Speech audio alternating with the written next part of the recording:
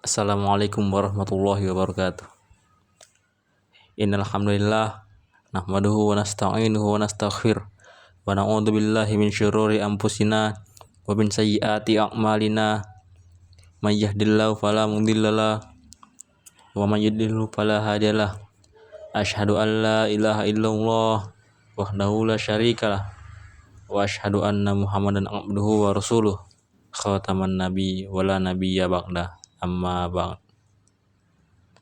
Pertama sekali dan yang paling utama, marilah kita panjatkan puji syukur kita atas kehadiran Allah Subhanahu wa taala yang telah memberikan kita beri-beri nikmatnya, di antaranya nikmat kesehatan dan juga nikmat kesempatan, sehingga kita memiliki kesempatan untuk melihat video yang telah saya upload di YouTube ini.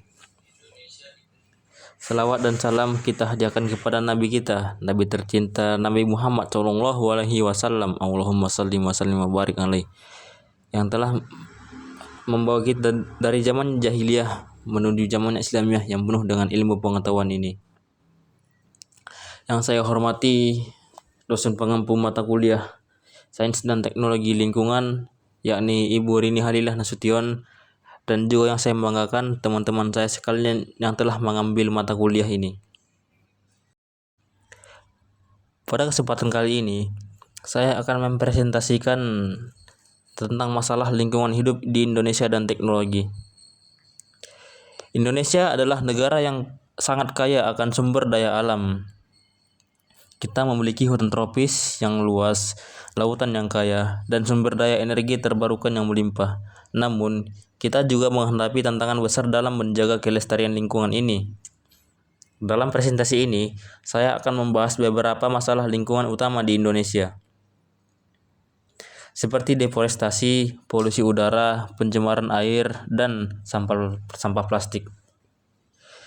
Kemudian, kita akan melihat bagaimana teknologi dapat menjadi solusi yang inovatif untuk mengatasi masalah-masalah ini.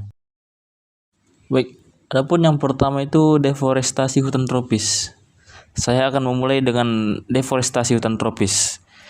Salah satu masalah yang paling serius yang dihadapi Indonesia, data yang menunjukkan bahwa 2,4 juta hektar hutan tropis hilang setiap tahunnya. Apa dampaknya? Kita kehilangan habitat untuk lebih dari 140 spesies yang terancam punah, termasuk ikon seperti orangutan yang di Kalimantan dan harimau Sumatera.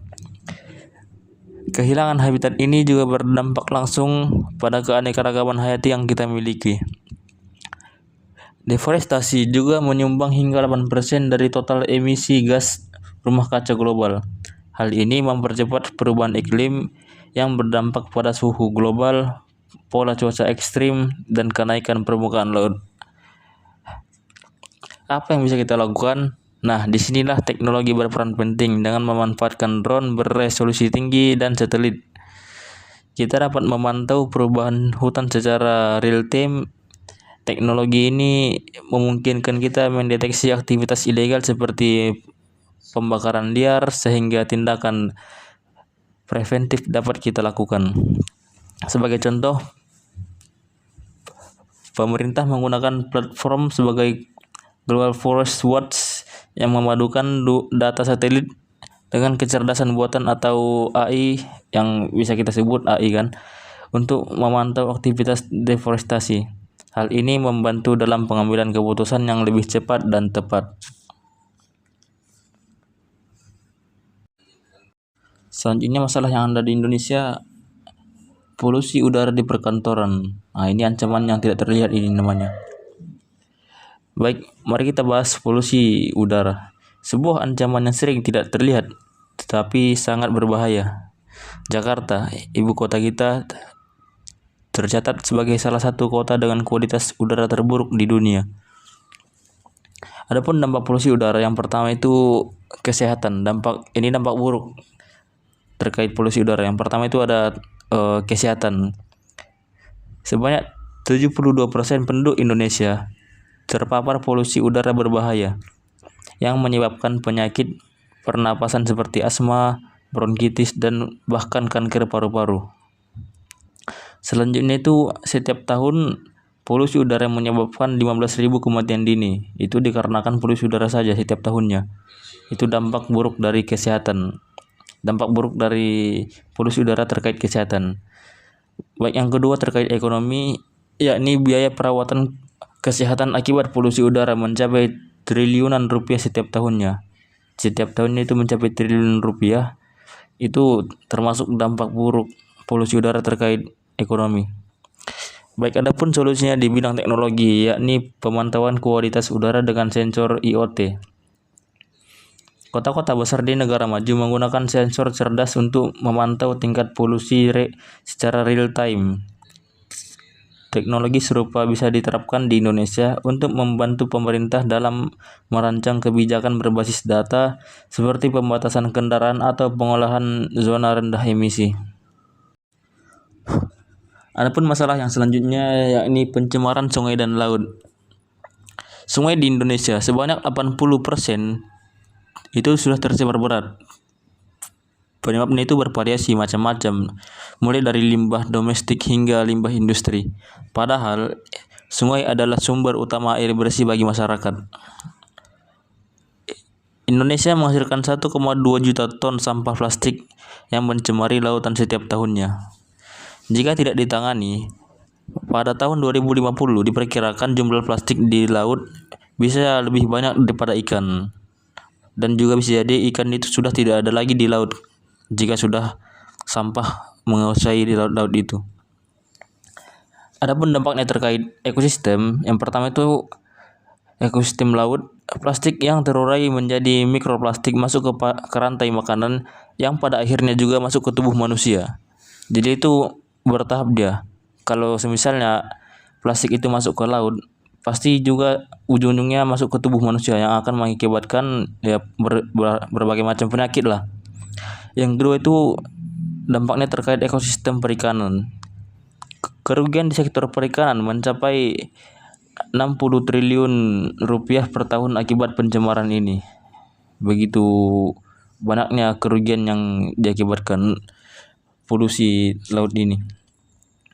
Adapun solusi dalam bidang teknologinya itu robot pembersih laut. Di berbagai negara, robot otomatis digunakan untuk mengumpulkan sampah plastik di laut. Teknologi serupa dapat dikembangkan di Indonesia.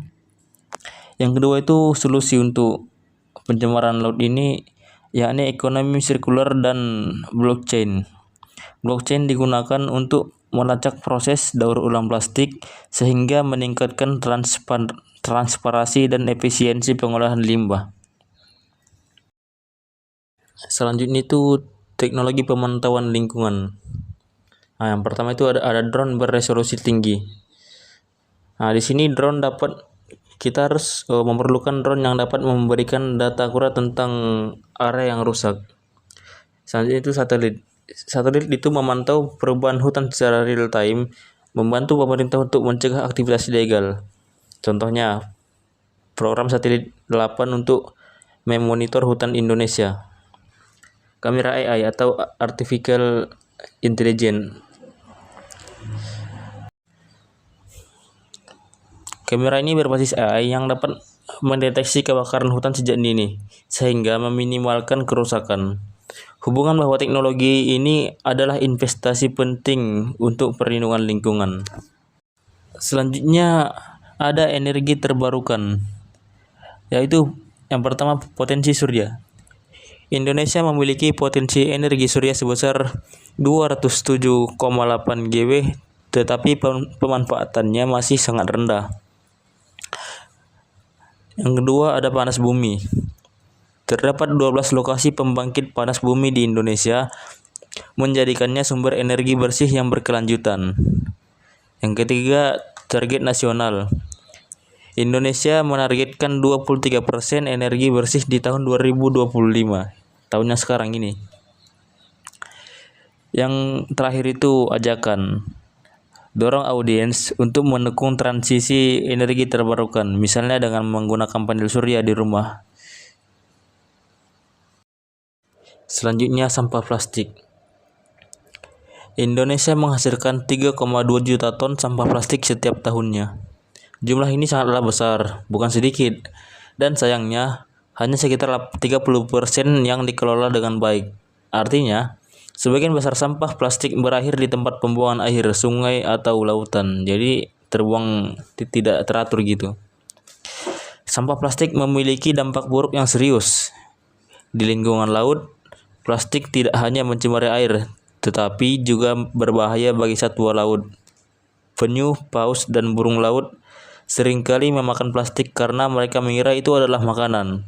Akibatnya, banyak dari mereka yang mati karena tersumbat atau keracunan. Apa yang dapat kita lakukan? Nah, disinilah teknologi berperan. Teknologi daur ulang berbasis AI sekarang memungkinkan kita untuk memilah sampah plastik dengan baik dan secara akurat. Dengan mesin cerdas ini, sampah plastik dapat diproses menjadi bahan baku baru seperti botol plastik daur ulang atau bahan bangunan. Namun, teknologi saja tidak cukup. Kita juga perlu mengubah perilaku kita, mulai dari mengurangi penggunaan plastik sekali pakai hingga mendukung kampanye daur ulang. Setiap langkah kecil yang kita ambil akan berdampak besar pada lingkungan.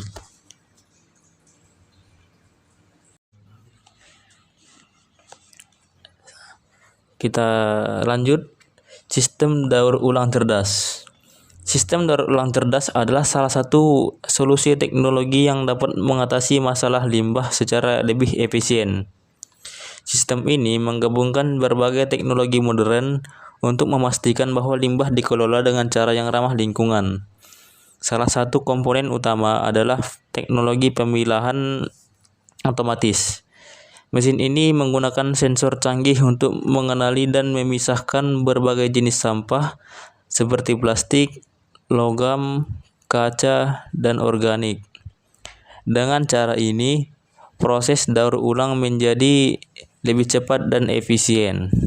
Selain itu, ada teknologi konversi energi dari sampah.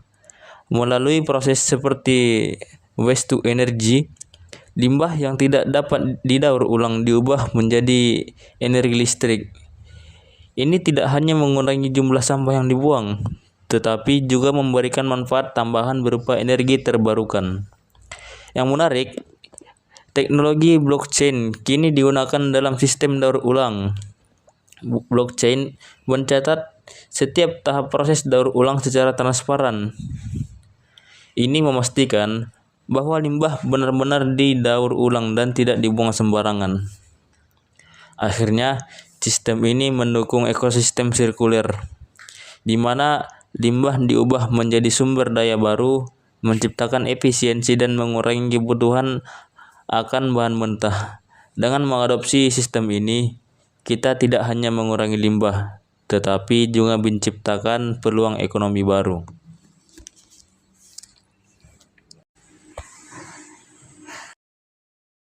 Adapun yang terakhir ya, ini kendaraan listrik. Masalah emisi transportasi juga menjadi perhatian besar. Transportasi adalah salah satu sektor terbesar yang menyumbang emisi gas rumah kaca. Solusi yang kini sedang didorong adalah kendaraan listrik. Pemerintah Indonesia menargetkan 2 juta kendaraan listrik pada tahun 2030. Ini adalah langkah besar yang bertujuan untuk mengurangi emisi transportasi hingga 30%. Selain itu, sudah ada rencana untuk membangun 1000 charging station di seluruh negeri untuk mendukung pengguna kendaraan listrik. Kenapa kendaraan listrik penting? Karena kendaraan ini tidak menghasilkan emisi langsung. Mereka menggunakan baterai sebagai sumber energi yang jauh lebih bersih dibandingkan bahan bakar fosil. Selain itu, teknologi baterai untuk kendaraan listrik ini sedang dikembangkan secara lokal. Ini adalah peluang besar bagi Indonesia untuk menjadi mandiri dan memimpin inovasi di sektor energi bersih.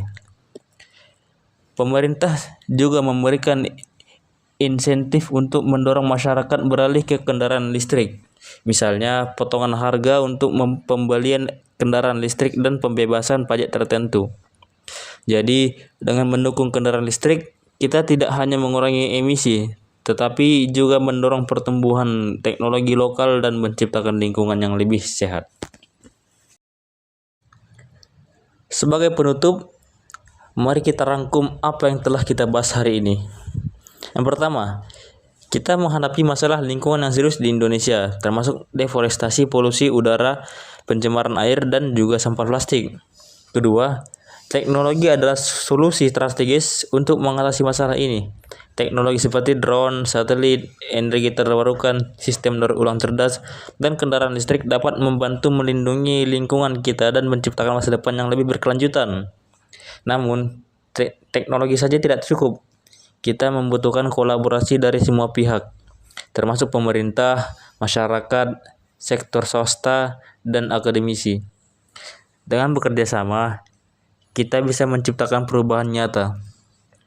Saya mengajak kita semua untuk memulai langkah dari kecil, seperti mengurangi penggunaan plastik, mendukung energi bersih, atau menggunakan transportasi ramah lingkungan.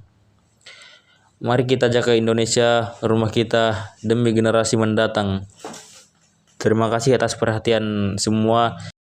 Demikianlah apa yang telah saya sampaikan pada kesempatan kali ini. Lebih dan kurangnya saya mohon maaf.